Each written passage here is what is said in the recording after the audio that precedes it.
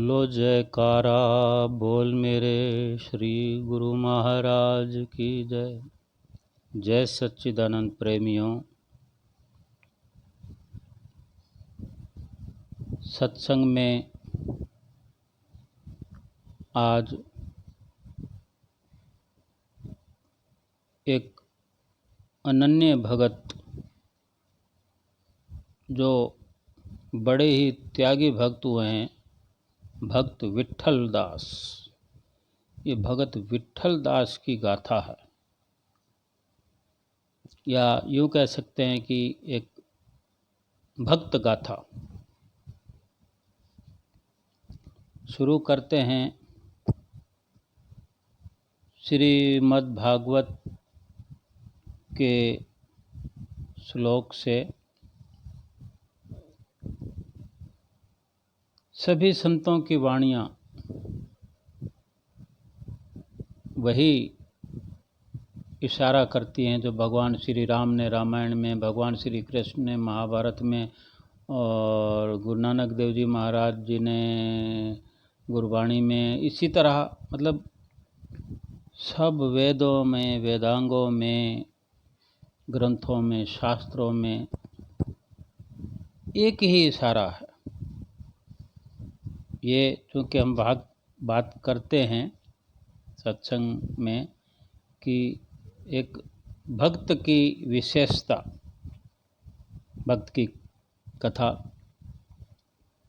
श्रीमद् भागवत में भी वर्णन है कि अर्थस्य साधने सिद्धे उत्कर्ष रक्षणे व्यय नाशोपभोग आयासत्र सचिंता भ्रमो नृणाम तेयं हिंसानरतं दंभ कामः क्रोधः समयो मदः भेदो वैर्म विश्वासः संस्प्रधा व्यसनानि च एते पंचदर्शनार्था अर्थमूला मता नृणाम तस्मादनर्थमख्याङ्खे श्रेयोऽर्थी दूरत्यजेत भिद्यन्ते भ्रातरोदारः पितरः सुहृदस्तथा एकास्निग्धाः काकिणिना सदा सर्वेशः कृता अर्थेनाल्पियसा वेते संरब्धा दीप्तमन्यवः त्यजन्त्यासु स्प्रधो धनन्ति सहसोऽत्रसज्जे सौहृदम्। क्या वर्णन है गीता में धन कमाने में, कमा लेने पर उसको बढ़ाने, रखने तथा खर्च करने में, और उसके नाश और उपभोग में। जहाँ देखो वहीं निरंतर परिश्रम, भय, चिंता तथा भ्रम का ही सामना करना पड़ता है। चोरी, हिंसा, झूठ बोलना, दंभ, काम, गर्व, अहंकार, भेद बुद्धि, वैर, अविश्वास, स्पर्धा, लंपटता, जुआ तथा शराब, ये 15 अनर्थ मनुष्यों में धन के कारण ही माने गए हैं। चाहे धन कमाना हो, धन इकट्ठा करना हो, धन बचाना हो, धन की रक्षा करनी हो, ये धन में सुरती फंसी हुई हो, धन के पीछे कोई भाग रहा हो, तो ये चीज़ें, ये अनर्थ मनुष्य से होते रहते हैं, ये माने गए हैं। ये हम नहीं कहते, ये गीता में वर्णन है। तो इसलिए कल्याण के अभिलाषी मनुष्य को चाहिए कि परमार्थ के विरोधी, भक्ति के विरोधी, अर्थ नामधारी अनर्थ को दूर से ही त्याग दें। भाई, बंधु, स्त्री, पुत्र, माता पिता तथा सगे संबंधी जो स्नेह बंधन से बंध कर बिल्कुल एक हुए रहते हैं, सब के सब कौड़ी कौड़ी मतलब जैसे पाई होता है, पैसा होता है, ढेला होता है, तो वो संत महापुरुष वर्णन करते हैं। कौड़ी यानी थोड़े से धन के लिए, थोड़े से भी धन के कारण वही जो स्नेह बंधन में बंधे हुए होते हैं, और सबका वर्णन कर दिया है, भाई बंधु स्त्री पुत्र। जहाँ स्त्री पुत्र का वर्णन आ गया, क्या बाकी रह गया? माता पिता का वर्णन आ गया, क्या बाकी रह गया? फिर सगे संबंधी, यानी सबका वर्णन कर दिया, जिन पर हम अधिक अधिक मान करते हैं। थोड़े से धन के कारण एक दूसरे के शत्रु बन जाते हैं, ये सब थोड़े से धन के लिए भी शुभ तथा क्रुद्ध हो जाते हैं। बात की बात में सौहार्द संबंध त्याग देते हैं, प्रेम खत्म कर देते हैं, रिश्ता तोड़ देते हैं, लाग डांट रखने लगते हैं, और अचानक प्राण लेने देने पर उतारू हो जाते हैं, यहाँ तक कि एक दूसरे का सर्वनाश कर डालते हैं। एक इशारा है, हम भगत गाथा करने जा रहे हैं तो कहीं ना कहीं से शुरुआत करनी होती है। तो हमने महाभारत से शुरुआत की, तो उसमें ये स्पष्ट कर दिया है कि थोड़ा हम शुरुआत करें। यहाँ तो सिर्फ धन के कारण इतने अनर्थ बताए हैं कि इतने अनर्थ मनुष्य से होते रहते हैं, हो जाते हैं। अगर कोई कल्याण चाहता है अपने जीव आत्मा का, कोई मूल्यांकन करना चाहता है अपने मनुष्य जीवन का, मनुष्य जीवन की कदर करना चाहता है, अपने जीव आत्मा की कदर करना चाहता है, अपने आप की पहचान करना चाहता है, ऐसा कोई अभिलाषी है, कोई ऐसी इच्छा रखता है, वो इन अनर्थों से दूर रहे और विचार करके चले कि अपना कौन है। सारे संसार को भी चाहे हम अपना समझते हों, लेकिन यहाँ तो भगवान श्री कृष्णचंद्र जी महाराज जी की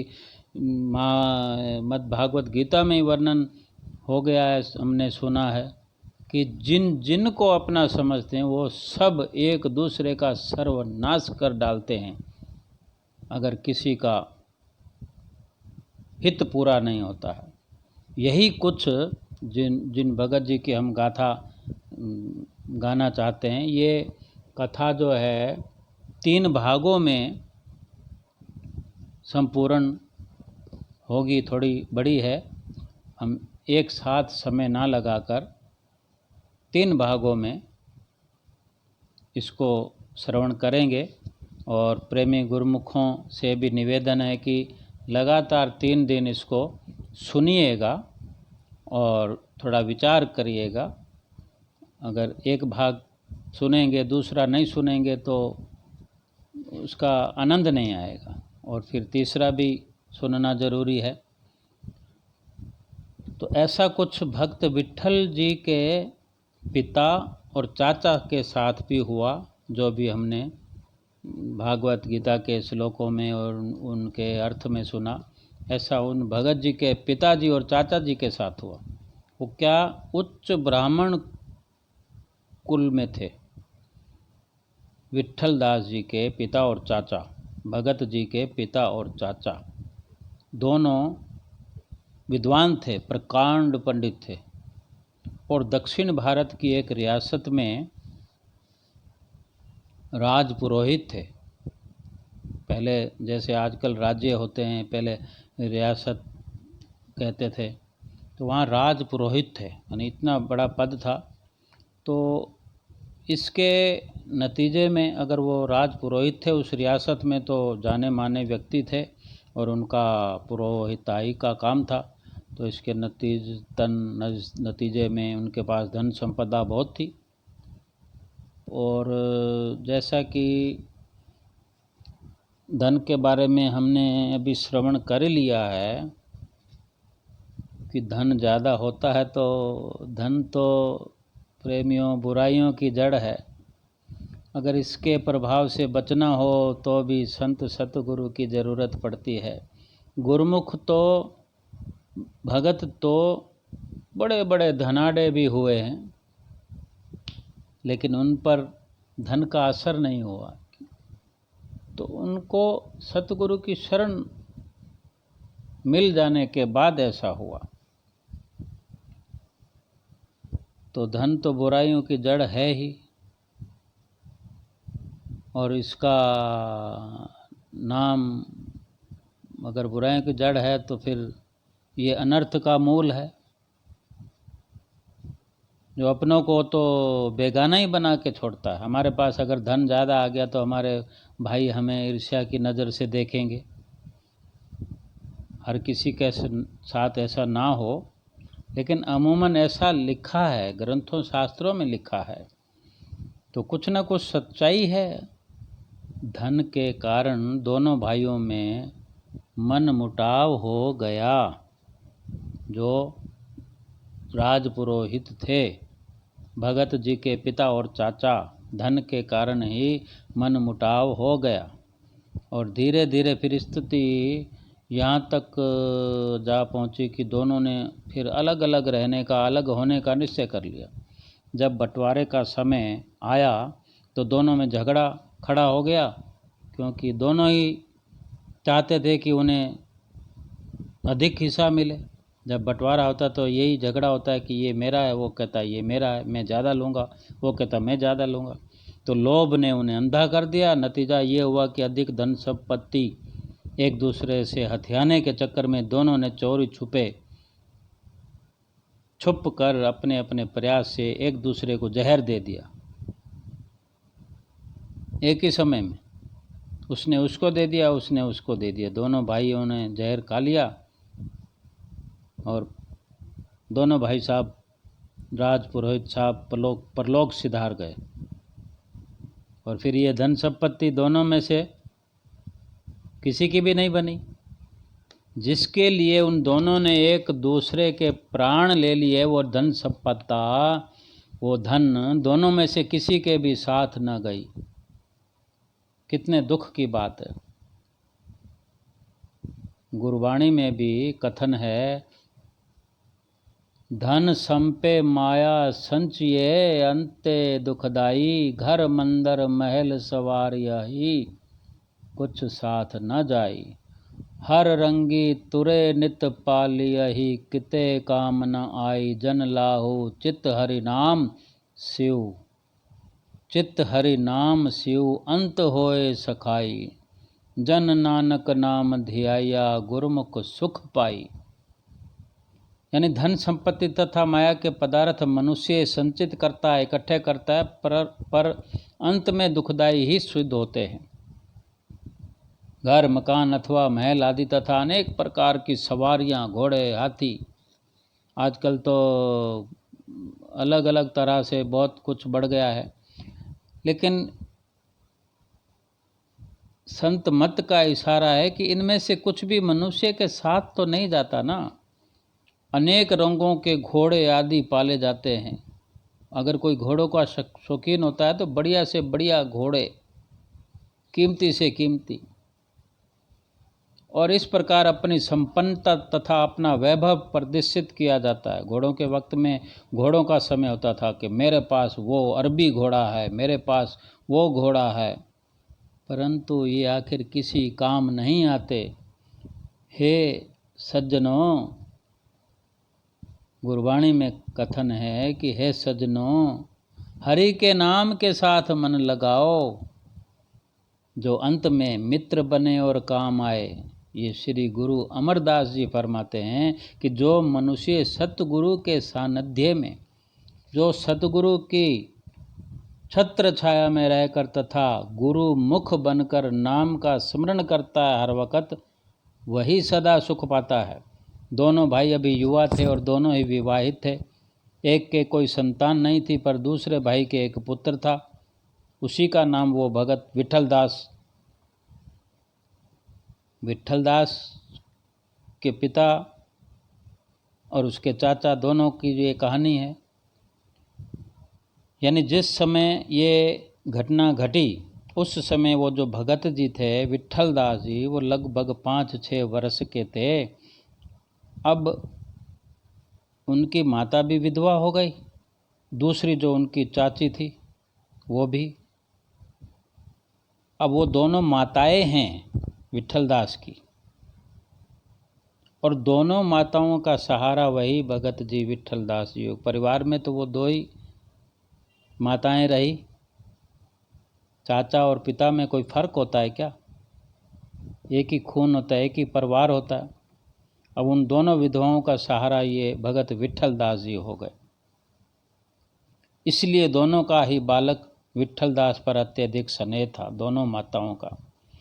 धन संपत्ति की तो घर में कमी थी ही नहीं, और माता तथा चाची का पूर्ण स्नेह भी उन पर था। इसलिए दोनों ही उनकी प्रत्येक इच्छा पूर्ण करने का प्रयत्न करती थी, जिससे कि वो पिता के प्यार का जो अभाव था वो अनुभव ना करें, उनको ना लगे कि मेरे पिता नहीं हैं।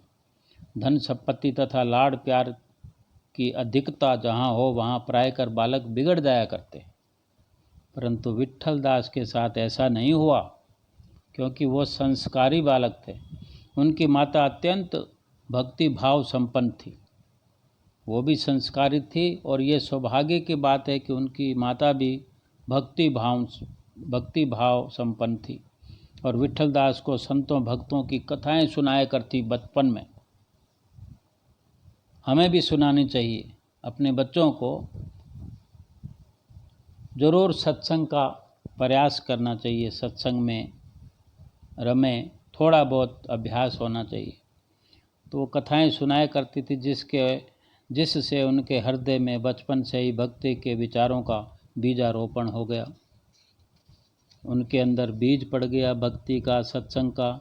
साधारण बालकों की तरह खेल कूद में वो समय ना गंवाकर वो भगवान का भजन सुमरन और उनकी सेवा पूजा करने में अपना समय व्यतीत करते थे।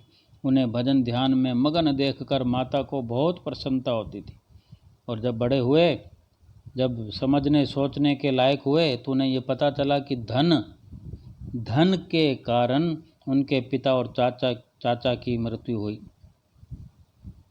तो उन्हें ये सोच कर धन से घृणा हो गई कि संसार में सभी अनर्थों और उत्पातों की जड़ ये धन है, अतः इससे दूर रहने में भलाई है। नफरत हो गई धन से। और इसके अलावा संसार के सभी भोग पदार्थ तथा सुख सुविधा के समान भी चूँकि धन के द्वारा प्राप्त किए जा सकते हैं, इसलिए सभी प्रकार के भोग आदि के पदार्थों से भी चित्त हट गया उनका। इस प्रकार सब ओर से अपनी सुरती को हटाकर, अपने ध्यान को हटाकर उन्होंने भजन ध्यान में अपने ध्यान को लगा दिया। उन्हीं दिनों एक उच्च कोटि के संत अपने कुछ शिष्यों के साथ भ्रमण करते हुए उस ओर आए जहाँ वो रहते थे।